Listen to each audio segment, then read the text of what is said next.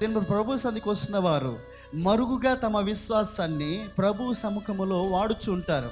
అది ప్రార్థన విషయమే కావచ్చు, ఆరాధించే విషయమే కావచ్చు, చప్పట్లు కొట్టే విషయమే కావచ్చు, దైవజనుడు నోటి నుంచి వచ్చే మాటకు విధేయత చూపించే విషయమే కావచ్చు.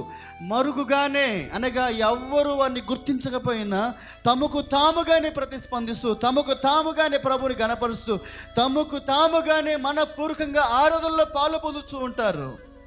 మరి ఎవరు ఏమకున్నా మాకు అక్కర్లేదు, మా ప్రభు మా సన్నిధి దేవునికి సన్నిధి మేము అనుభవించాలనే ఉద్దేశంతో ప్రభు సన్నిధికి వస్తారు. కొంతమంది ఎందుకు వచ్చారో కూడా అర్థం కాని పరిస్థితుల్లో ప్రభు మధ్యలో ఉంటారు. అట్లాంటి వారిని నేను పెద్దగా పట్టించుకోవట్లేదు ఈ దినాల్లో. అయితే ఇప్పుడు ఏదైనా నేనైతే చెప్పను ఉద్దేశిస్తున్నాను. దేవుడు నాకు చెప్పినది హెచ్చరిక చేసిన చెప్పడానికి నేను ఇష్టపడుతున్నా. ఎందుకంటే ఇప్పుడు ఏదైనా ఆ దినాల్లోనే ప్రభు చెప్పాడు, మీరు వెళ్ళండి, సువార్త ప్రకటించండి, విని నమ్మిన వాడు రక్షించబడతాడు, నమ్మని వాని పరిస్థితి నేను